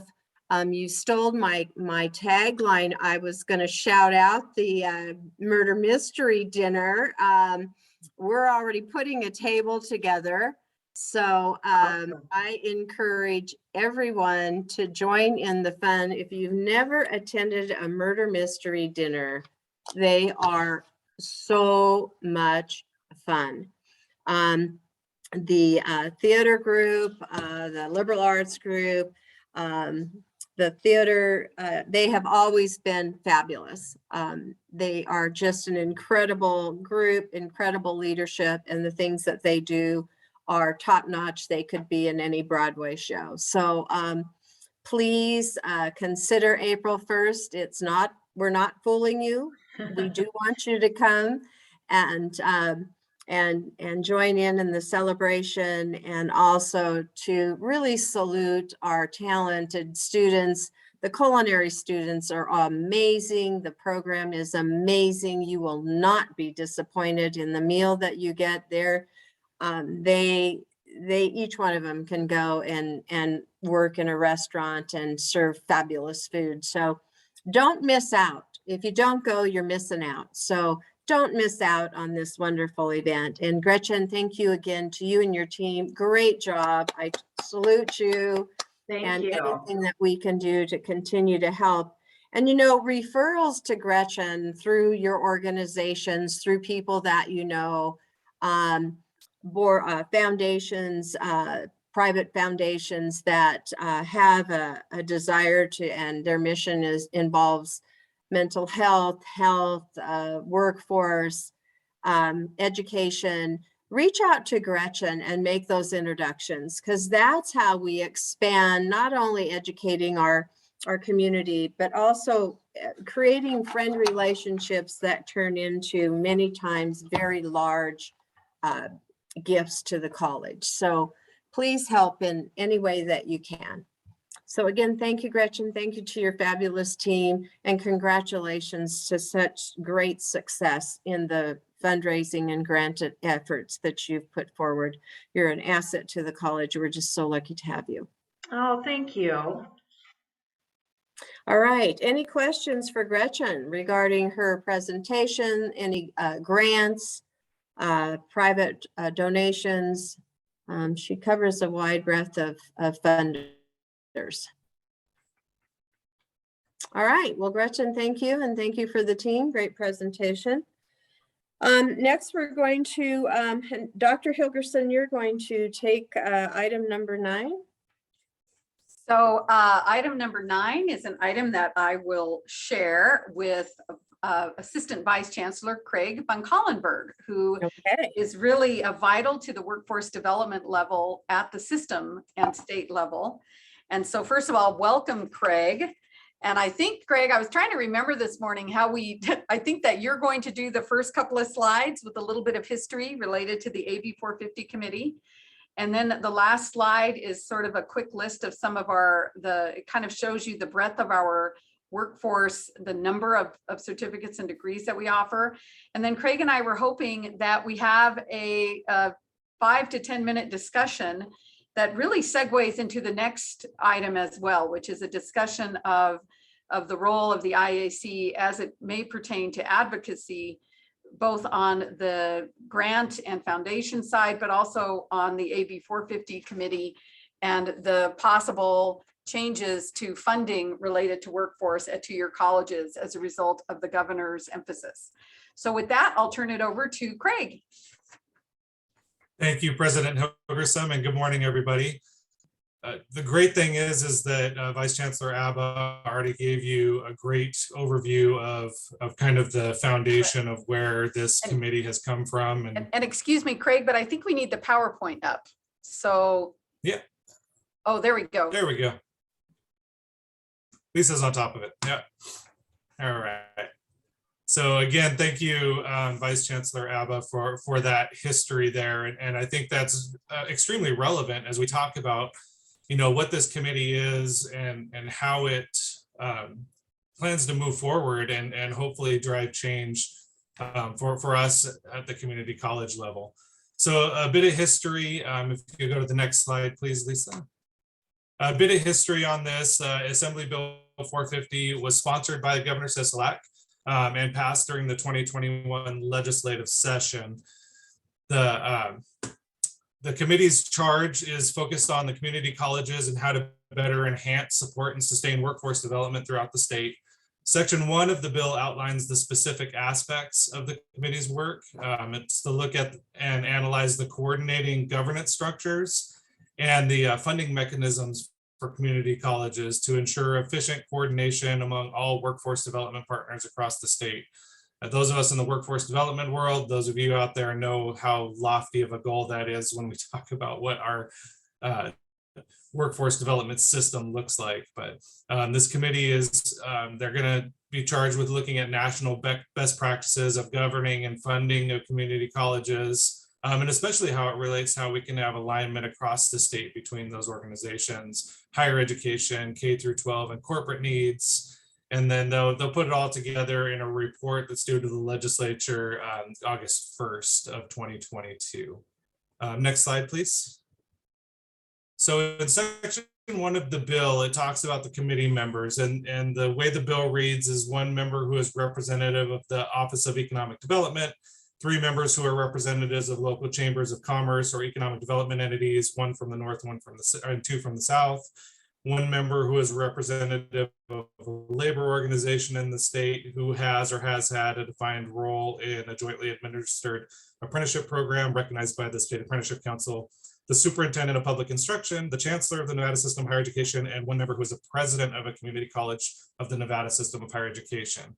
And you can see here a list of those that the governor ended up placing on the council or on the committee. It's Dr. Rose and Mr. Derek Hill are the co-chairs of that. So you can see a pretty broad representation there speaking for us. Next slide. All right, and then talk a little bit about the meetings. The last meeting, they talked about their proposed work plan, and you can kind of see an outline here on the tentative work plan. The 2 meetings will be talking about the organization of the state workforce development and what it looks like. And there's a link on here if we can share this out of the upcoming meeting on Monday. And then in the last meeting, there was an overview of the community colleges that the president came and gave to the committee. I think the community college representation will be a big part of all of these meetings moving forward. And I think they'll be invited to discuss a lot of different things. The meeting on Monday, according to the agenda, it's an open meeting, so everybody is please welcome to attend and speak in the open public comment area. And we encourage you to have your voice heard in that part. But in the next one, we'll have a report on committee materials. So there's a bunch of reports and studies and stuff that NSHE will go over. And then the overview of the NSHE funding formula that Chief Financial Officer Klinger will give. And that's always an interesting read on that, of finding out exactly how we're funded. CFO Klinger really puts it in a way that's easy to understand, which is great. And then on the agenda is also the Community College Workforce Certificate Productivity Report, where representatives from all the colleges will come forward and kind of give an overview of the productivity in their certificates at the time. And then they'll revisit the proposed work plan. So it's a simple agenda, but for a complex problem, right? And that's, I think, where we're at with this. It's organized very well, I think, between the Chancellor and Mr. Hill. We've got a good plan moving forward. And we'll see in the next legislative session what the effects are of this report and how, if any changes are made to the structure. So, and with that, Dr. Hilgerson, if you want to go over your portion of it. Okay, so again, this is just a brief slide to kind of inspire some thinking and hopefully some conversation. I will say that one of the things that always concerns me for the last 35 or so years of my work at community colleges is sometimes when we picture a college student, we immediately picture an 18-year-old, somebody fresh out of high school.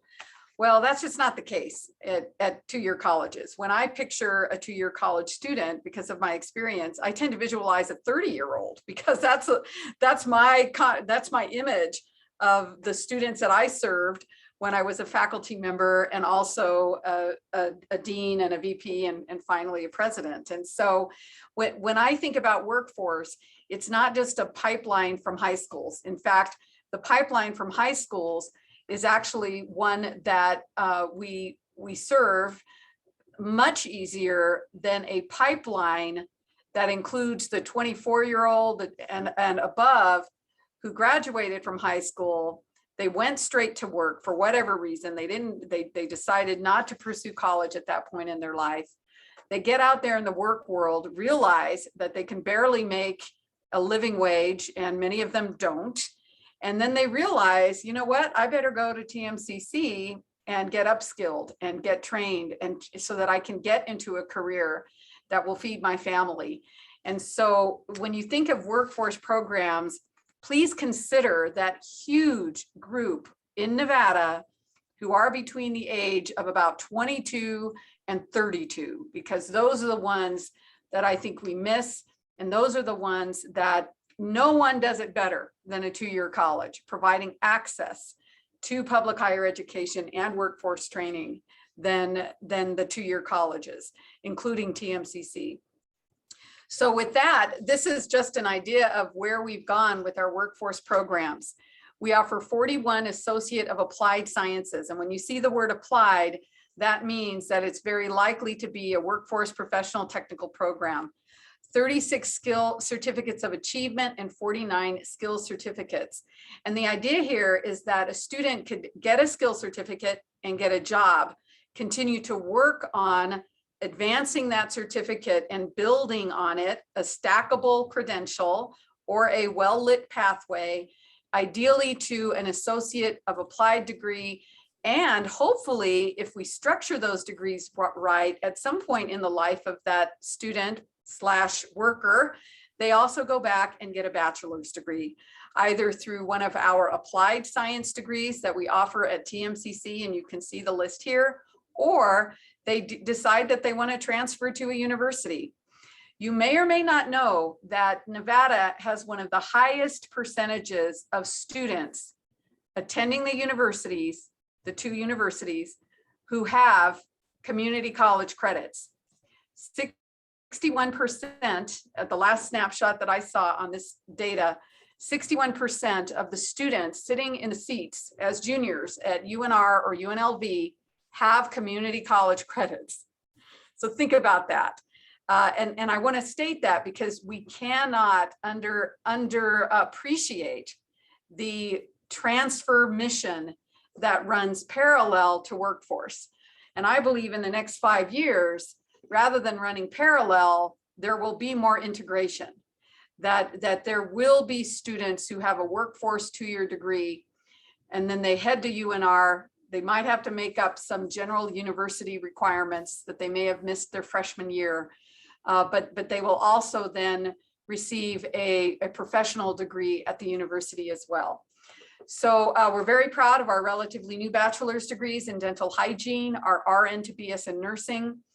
And the one that is on the horizon that I'm super excited about is an accredited degree in architecture.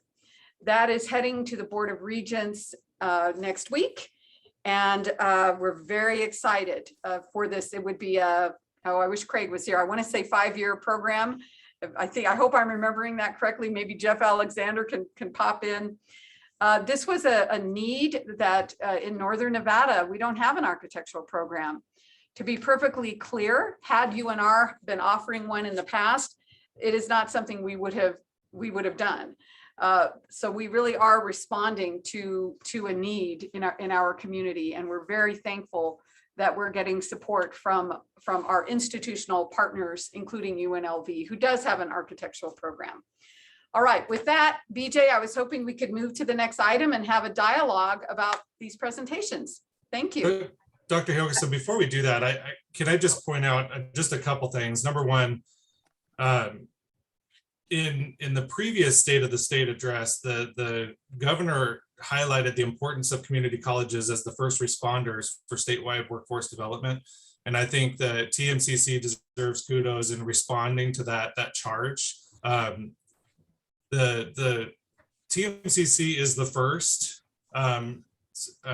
community college in the system to have registered apprenticeships with the state. Also still has the largest representation of registered apprenticeships. Your employer partnerships are extremely robust compared to some of the other colleges. And I want to underscore something that Gretchen talked about, was the importance of those non-traditional pathways through ABE. So the adult basic education through high school equivalency and English language learners. That's a huge portion when you look at that non-traditional population that you talked about. And TMCC does a great job of engaging those and bringing them into those educational pathways. So I just wanted to underscore that before we move on. Thank you. I appreciate that. Thank you. And thank you so much for your presentation, Craig. Dr. Higginson, I was going to get you in the beginning of saying, let's just move from 9 to 10. So let's just move from 9 to 10 on the agenda and keep moving with the discussion, if you would, please. And so basically, we would like to hear your input as council members on considering the grant presentation that you heard. How can the IAC use these initiative and grants to support TMCC in your role as an IAC member? But also, what did you learn in the meeting, and how can you circulate information about programs, courses at TMCC, and/or discuss next steps? Let me see if I can paraphrase those questions. That sounded like a lot.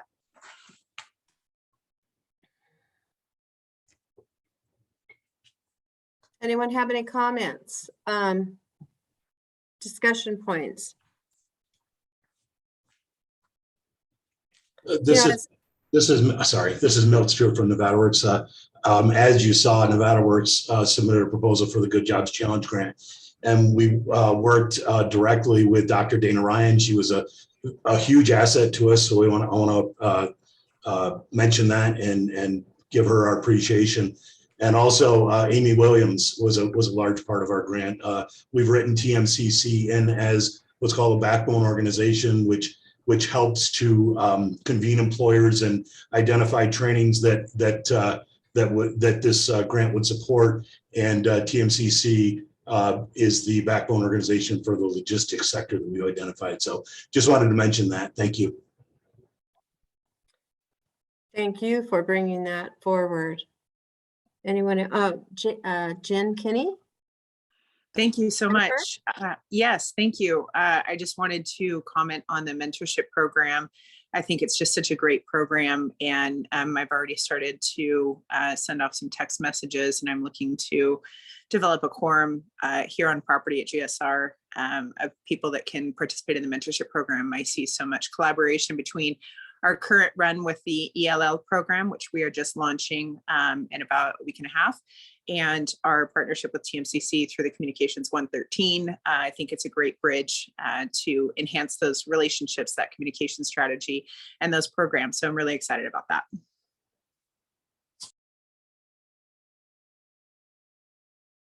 On the same note, I just made a note of to bring this to the Reno team folks in Plumas Bank. This would be a great opportunity for them to mentor some of the students and get in their volunteer work, because we are in our organization as well. We require every member of our team to work and do volunteer work in the community and be a member of a civic organization and a board. So this is a great opportunity for us to also help and work with students. It's great for them. It's great for the students, but I think the mentor gets more personally as a mentor. Any other comments, thoughts about grants? Nancy?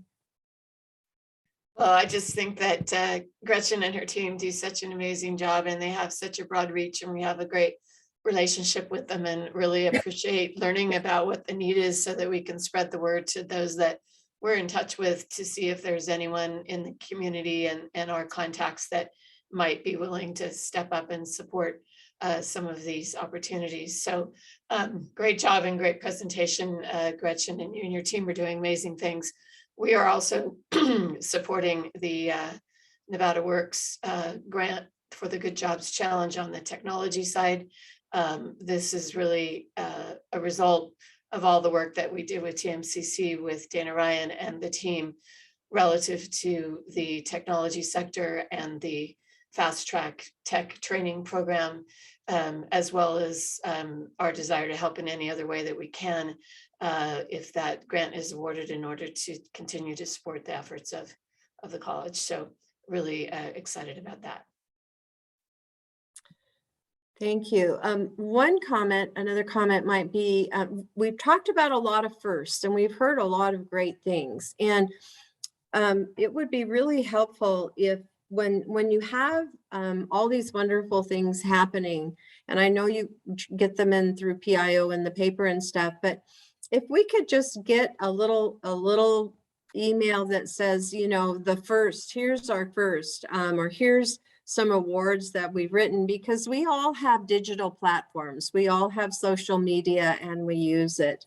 So it's great to be able to congratulate the success of our higher education, the great TMCC, and get it out to our peers, to other businesses, and help promote and educate them about the first and about the things that we're doing at the college. And we have, you know, one connect, another connect. And again, pretty soon we're going to be educating a large population of really the work and the programs that we have. So if we could get some of those first Gretchens from you, and you know, I don't know who would be doing that, maybe PIO, but get some stuff, you know, when it happens, send it out to the IAC members. That just gives us more talking points and educates us on the greatness that we have right here in our community. Anyone else have any comments, discussions, questions? We had a lot of information today. I'll go. This is Joe Nannini. I just wanted to say congrats to the student representatives. What an awesome experience that must have been, going to Washington, D.C. and speaking with the legislators. And also to Gretchen, fantastic presentation.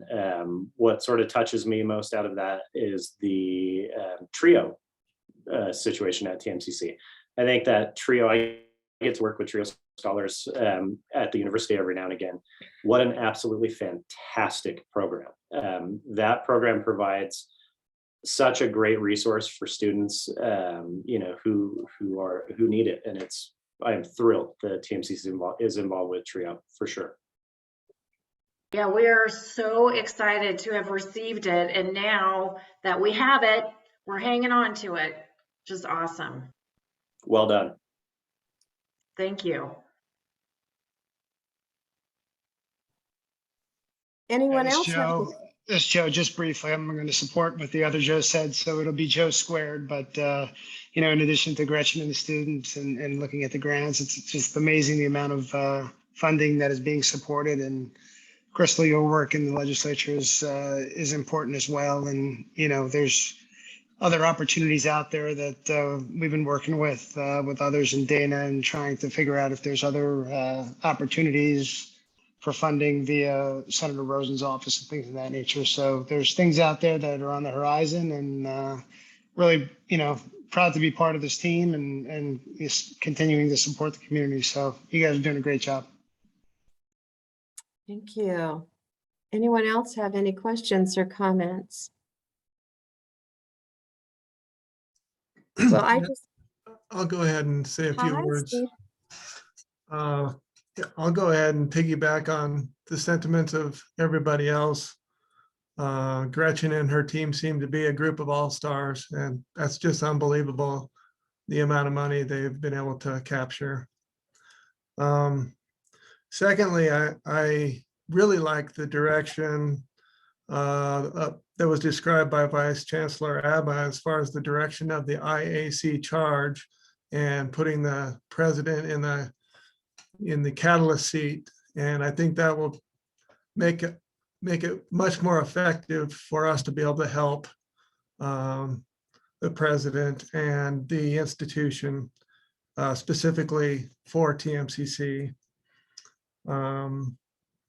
And as a small token of responsiveness to that, I will commit to joining the mentor program, because that's one thing she asked for today. And then lastly, I'm also going to inquire and see if I can't garner some participation in the murder mystery dinner in my organization. Unfortunately, I'll be out of town that day or that period of time, but I'm pretty sure I can get some people who want to go and enjoy that night. Great, thank you. Thank you, Steve. Awesome. Yay. Anyone else want to join in on the challenge? Okay, well, you have time. April 1st is not, it's a little, you have a few weeks to get that, to get your reservations in, and again, talk to your teams and look at your own schedules about being a mentor, because that is, it's a fabulous program. Dr. Hilgerson, did you have something you wanted to say? Oh, you know, I just want to echo the kudos for Gretchen and her team. It has just been such an honor and a privilege to work with such an outstanding executive director and her team. I mean, it's so, yay, Gretchen. I mean, we really don't shower praise enough on you, and we should truly, because you have done such, you continue to do such great work. So, and you know, it's funny, when I had lunch with President Sandoval, I gave him the list of the people that he's not allowed to poach. And I was pretty darn direct about it. And Gretchen was definitely on that list, as several of the VPs who are here today with us. So anyway, and Associate VP. So anyway, so thank you, Gretchen. And I'm just so glad that you're getting some recognition today. And then I want to close my remarks just by saying how awesome it is to have this IAC. I look forward to these meetings, and it's not just because it's an opportunity to share and an opportunity to get some ideas, but I really feel support, positive support. And I think that when you're trying to move an institution forward, that positive energy is what moves us forward. And I'm so grateful for this IAC of the last few years, and I look forward to the great things that we will do together for the next few years. So thank you. And BJ, you did a great job chairing, considering what you shared at the beginning of this meeting. So kudos to you. I'm wincing a lot. I apologize for that. And I think we all need to give, you know, team members can do great things if they have great leadership. And I would be remiss to not congratulate Dr. Hilgerson on her great leadership. There have been many challenging times, and I don't think any of us thought about leading a college through a pandemic for 2.5 years, one that was supposed to be 3 months. You know, we've had a lot of new normals. And Dr. Hilgerson has always been at the front with ideas on how to address these. And we're very blessed with her leadership, her compassion, and her ability to allow her team members to rise and grow and empower them to do and be the best that they can be. And I want to thank you for allowing me to be on this committee and to work with you, because it has been a great experience. If there's no other comments or questions, before we move on, I just want to ask, first of all, thank Regent Del Carlo for attending. I don't know if she's still here, but you know, we've certainly got a great regent on our promoting TMCC. I have known Regent Del Carlo for more years than I'll tell anyone, but we met when we were 2. I want to know, Regent Del Carlo, if you have any comments that you would like to make, or any updates. Well, thank you so much, BJ. Yeah, we were 2, I think. This was a terrific meeting today. And I'm down in Las Vegas. I'm walking in. I have a meeting with President Whitfield at UNLV at 11, getting ready for our board meeting next week. But kudos also to Gretchen and her amazing team. I will definitely be at the disco party, and we'll definitely talk to my husband about buying a table for his business. And I'm really pleased that Crystal, you always do super work. I mean, we're very blessed at the system level to have someone with her depth of knowledge and experience, and such a can-do person, and just a really good meeting. I welcome all the new members. I love TMCC too. It's truly the workforce and engine of our community, and they just have so many wonderful programs and projects, and let's get that eats. No, what's the name of the building? Dr. Hookerson? Eastview. Eastview, but I love your Eastview. memory, Carol, because the first name was Eats, and then we changed it to Eastview, yeah. and I'm glad we did. Yeah. So, okay. I've got to run into my meeting. Ooh, I'm 4 minutes late, so I got to go. But everybody have a great day. Thank you. See you soon. Thank you, Dr. And I'm a mentor too. I'm a mentor too. I've done a lot of students for WNC and TMCC, and it's very worthwhile work. Bye. Bye. Thank you. Yeah, thank you. All right. Any other questions or comments from the members or any of the attendees? Okay, there being none, we'll go down to the public comment, and I found it, so I apologize. Thank you, Nancy, for the beginning.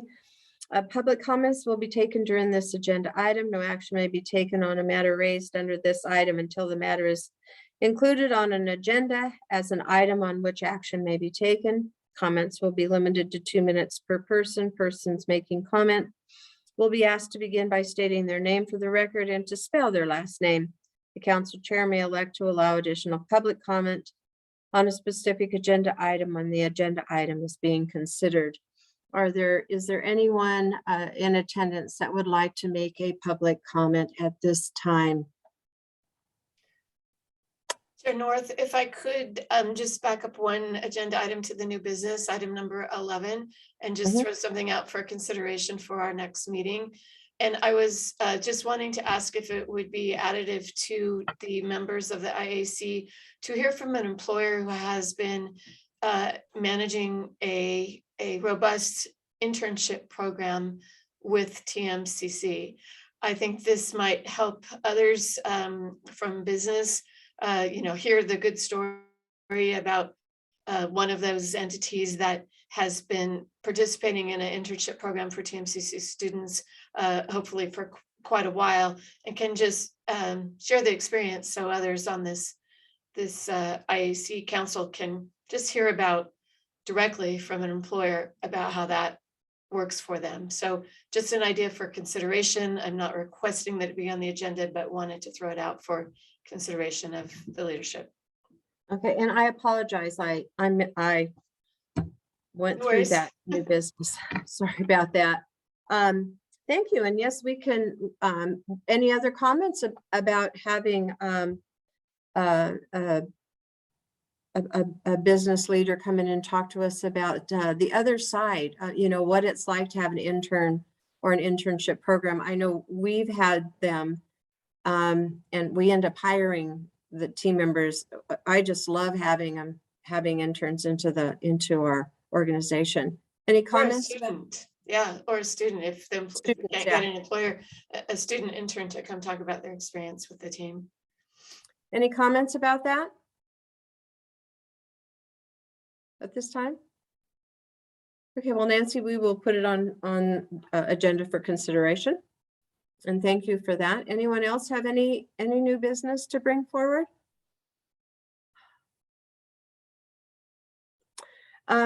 President Hilderson, if you could, you did mention the unfortunate events that are occurring today with the invasion of Ukraine, and I know that in the college you have a lot of diverse students and team members. If there is any way that we could be of assistance, or that there are needs for families, students, and team members at the college, if you could let us know or let me know, I would greatly appreciate it, and we can possibly help in any way that we can. Well, will do. Thank you, BJ. Any other business? There being none, I'll take a motion to adjourn. Oh, I guess we don't need an emotion here to adjourn. Is that right? I have so many different organizations. Okay, well, if we don't need a motion, I'm going to wish all of you a wonderful day, and let's hope that we have better news tomorrow on the events going on in our sister countries. So anyone have a good day, and thank you so much for joining us today. And thank you to our new members. We're really excited to have all of you here and look forward to more and more participation in your great ideas. Thanks again and have a wonderful day. And thank you, Dr. Hilgerson and Vice Chair Gaba. Bye-bye, everybody. Bye.